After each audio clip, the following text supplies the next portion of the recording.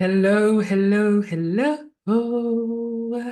Welcome to the Reclaim Your Life podcast with me, Vicky Igbokwe-Ozoagu, your colossal connections coach, supporting you to let go of guilt, experience colossal transformations, and reclaim your life. Uh, uh. Ticket now. Ticket now. Uh. Ticket now.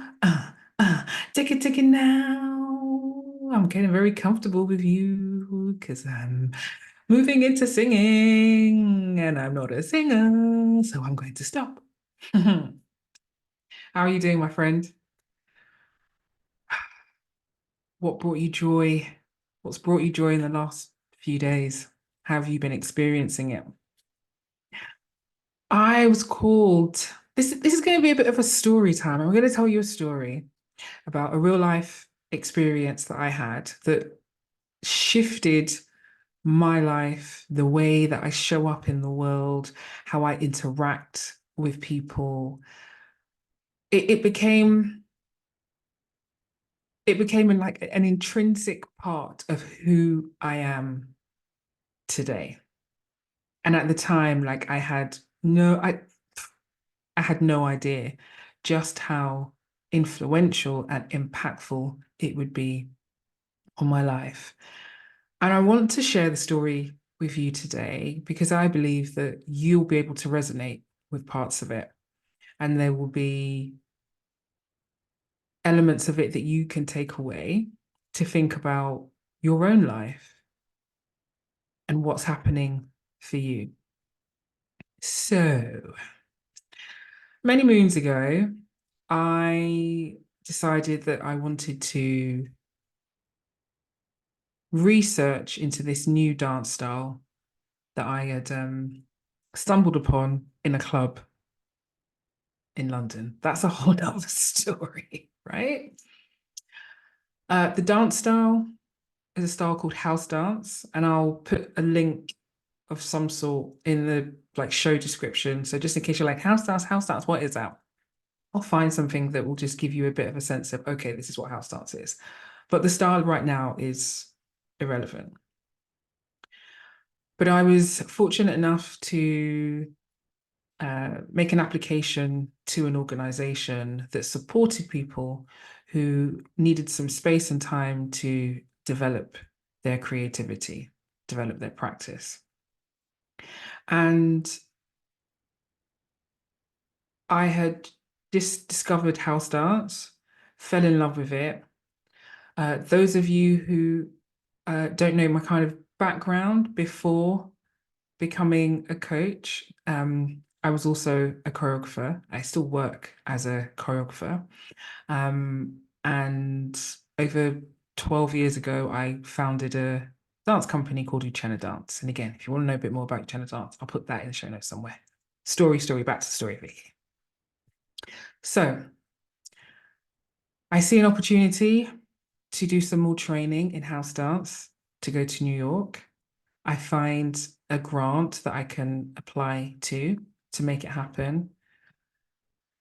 I had to talk about why it was important to me, how was it going to impact my creative practice as a choreographer, as a movement maker.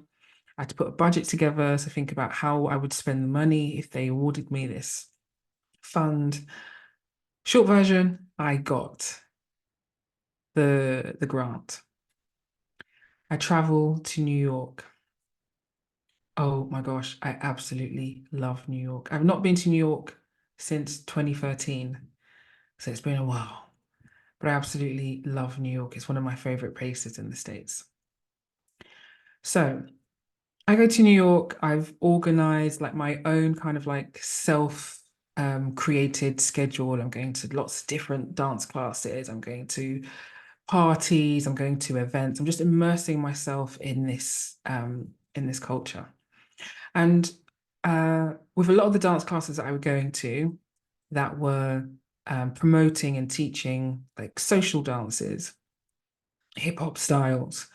Many of the teachers would always say, it's great that you're coming to my class and you're getting all this information, But to really get it into your bodies and feel your groove within it, you need to get to the club, okay? You need to go to a party and dance and take what you've been learning in the studio and then apply that in a freestyle, improvised, explorative way. So this night, we ended up, me and my friends that I was with, we ended up going to this club called Sin Sin, and the night was called Soulgasm. Sadly, I don't believe that that club or night exists anymore, but the club was called Sin Sin, the night was called Soulgasm. Now, I walked into this club and something happened. I instantly, it's like I got stage fright, let's call it that. I looked around and I just saw incredible human beings dancing, grooving, boogieing, just doing their thing, just like, just the creme de la creme. Now, I have to say that these people in this club, they were not all professional dancers, right? That's not the gig. That's not the story. They were not all professional dancers. Yes, there were some people who were, but there were many people who were just human beings that clearly loved music, clearly loved dancing, clearly loved community and connecting with people. But for some reason, I walked in and their amazingness like just had a negative impact, but it was all about me. It was about the stories that I was telling myself in my head because these people, like no one was giving me side eyes or crazy looks or anything like that. They were just having a good time. But I told myself along the way, oh, no, no, no, I'm not good enough. I'm not like these people. So what ended up happening was I basically found a wall in the club and I had my back up against this wall for hours. It was like a magnetic force. Once I hit that wall, I was not coming off it. I didn't go to get a drink. I didn't go to use the ladies. I was like stuck on this wall. So I was taking in the sights, hearing the music. It was such a beautiful night and environment. And I longed to like pull myself away from the wall and get in. But I had lost all confidence. I had lost any ability, any dance. And at this point, at this by this point that I had been in this club, I've been dancing, been teaching dance, I'd been choreographed, I've been doing it for many, many years, right? So then what started to happen is like just every now and again, someone would come up to me because clearly I it was like clear I wasn't from there. And two, it's like this girl has not moved from that bit of the wall all night. So just periodically, different people would come up to me, to ask, like, do you want to dance? Like men, women, people, just like different sorts, just to show you the vibe and how just amazing this place was. And every time anyone came up to me, I said the most cringy, cringy line, which was, and I know you're going to laugh, but I'm going to share it with you anyway. Oh, no, no, no. I'm from London. Oh no, no, no. I'm from London. That was what I had. Oh no, no, no, no. I'm from London. And I was like, oh no, no. And they kind of like looked at me a little bit weird, a little bit like, oh, bless this little girl. Bless this girl. It kind of left me to it. And when I like think back to that, I realized that then, okay, and this is like 2006, 2007, 2008. Um, I I realize now that back then the dance clubs that I used to go to, and I predominantly went to clubs where, for dancers, the vibe was very different. It wasn't welcoming. If you couldn't like spin on your head and, spin on your little finger and all of that stuff and backflip, the vibe for me was very much like, who do you think you are trying to get into this cipher? And a cipher is a dancer's circle. So you have one person or two people in the middle, people around it, and then, you swap in and out. And I think that's why I was like using that line because I had never experienced a club a club where it wasn't like one of those what I call like the more commercial clubs where people don't really go for like dancing. It's like drinking and posing and all the rest of it. I'd not experienced a club where you had people who were coming for the dance and the music and the community, but where it was literally like we're going to meet you where you're at. Like if a two step is what you do, then honey, get in there. Let's go. Like it's cool. So this kept happening throughout the night. I don't know how long I was on this wall, but it felt like hours. And anytime anyone came up to me, it was like, oh, no, no, no, I'm from London. And they kind of like looked at me like, okay, girlfriend, and left me to be. But then, like in the distance, I spotted this particular cipher, okay, this dancer's circle. And there was one person that had, I don't know if you know those like sausage balloons that you can like manipulate and make into different objects and things. Well, this person had a pink, I'll never forget, a pink sausage balloon that they had made into a crown on the head.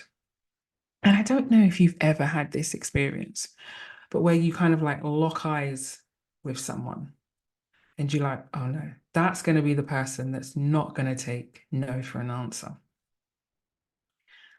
So I kind of lock eyes with this person. They see me, I see them. I look away. And when I look back, they're getting closer to me. And I look away and I look back and they're getting closer to me. And I look away and I look back and they're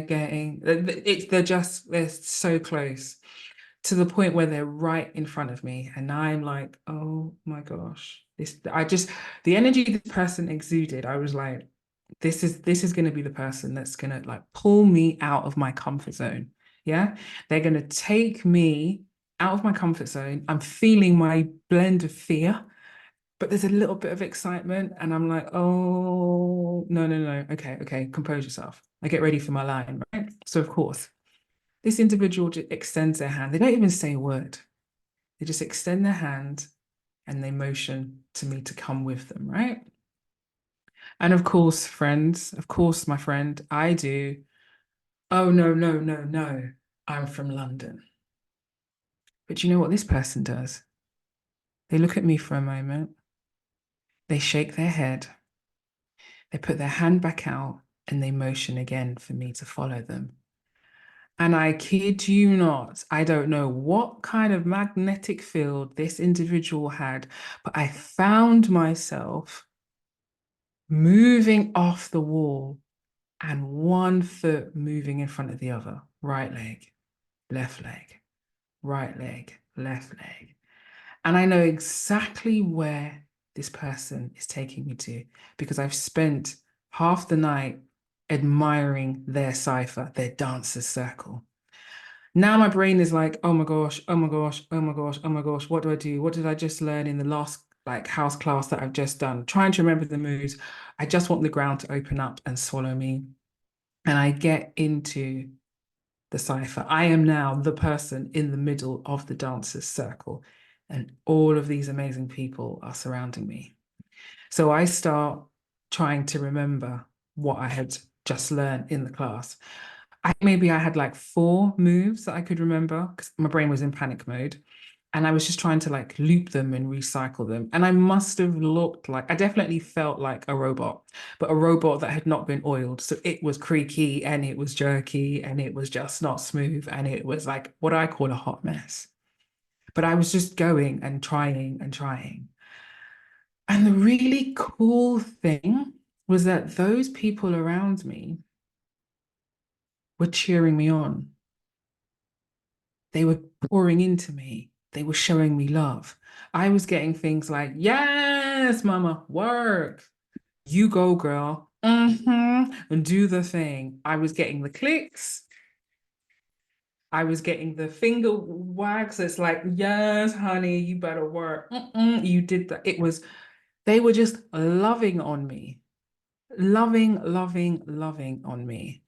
And they just kept pouring into me. They kept just encouraging me. They kept motivating me. They kept letting me know that you can do this, girl, and you are doing it. And we are here and we support you. And they poured into me so much so in this club, on this dance floor, in this cipher, in this dancers circle. They poured into me so much. My friend, guess what happened? I felt like Janet Jackson. You couldn't tell me otherwise. It was like a switch, something just shifted in me. And I no longer cared so much, put so much weight on what I was doing. And I just allowed myself to enjoy this process. I allowed myself to just enjoy being. I allowed myself to just enjoy exploring this new way of moving with this new, like, friends and support that I had around me. And let me tell you something, my friend. I danced hard the rest of that night. I danced like my life depended on it because I was now playing catch up. And I moved and boogied. I danced with so many different people. I started exploring the things that had been coming up in the different dance classes that I was taking and infusing it with like my own ideas and thoughts.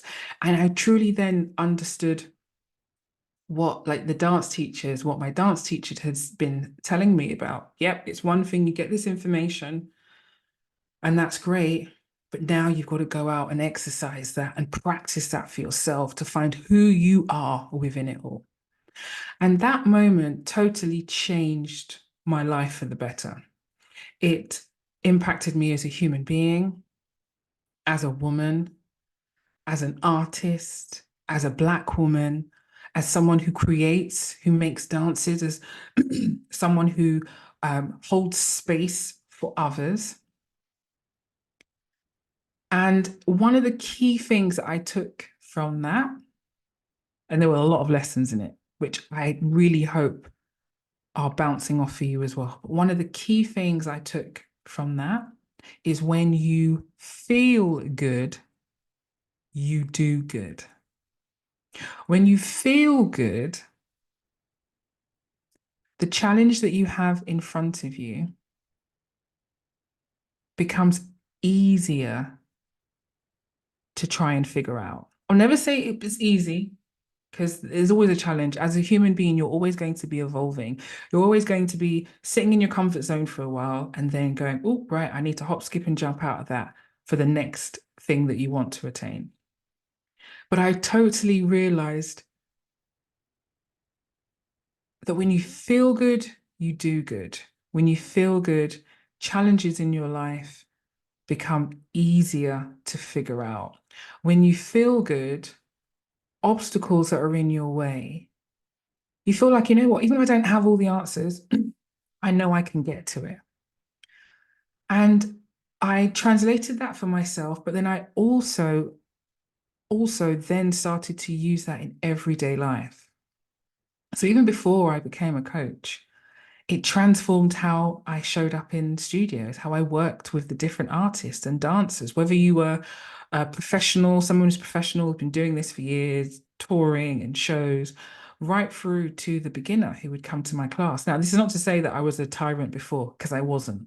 But what it allowed me to do was lean into leading with love, leading with joy, meeting each individual where they were at and empowering them and instilling in them that whatever it is that they want to achieve, even if you don't have all the answers, that should not stop you from moving forward because you're only going to receive the answers and the ideas that you need by moving forward. And now, today, in my space as a coach, I use that, I utilize that, meeting my clients where they're at, listening to them, helping them to understand what it is that they want to do, giving them the permission to give themselves the permission to know that anything that you want to achieve, you can absolutely make it happen. But you've got to put yourself in the hot seat. You've got to take yourself out of your comfort zone. You've got to move into the space that feels just a little bit uncomfortable for you to have your growth and your expansion. And also, it also taught me that looking after myself and ensuring that I am in a good place is also super important. So, what are the ways that you can ensure that you feel good on a regular basis so that you are able to show up in your life in the way that you desire? I want you to take a moment to really think about that. Because I believe and I know for a fact that you are the energy source of your life. And before you can truly show up for others in the way that you want to, I believe your cup needs to be full. And it needs to be so full that it overflows. And when it overflows, you're able to serve others, show up for others from the overflow onto that saucer. Where can you create this space and time to feel good in your life so that the challenges that you are facing, the obstacles that you're trying to overcome, feel and are easier for you to manage?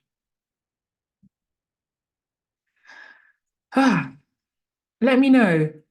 How did you feel? Do you want me to share more stories? How has this been for you in terms of an episode with me? I'd love to hear your thoughts, your feedback. Do you want to hear more stories? Because I've got more of these. How useful has it been for you? And also, what's like one takeaway? There may be more, so you can let me know if there's more. But what's one takeaway? What's one aha moment? How has this story that I've shared supported you with something that you've been thinking about or trying to figure out on your own? I would really love to hear from you. Now, if you do nothing else for the rest of your time today in this moment, just ensure you've done something that brings a little joy, that makes you laugh, that makes you giggle, that makes you feel good. Because, my dear friend, when you feel good, you do good. When you feel good, the challenges and the obstacles that you are facing, they become easier. Continue to think fierce, be fabulous, and live free spirited. Bye.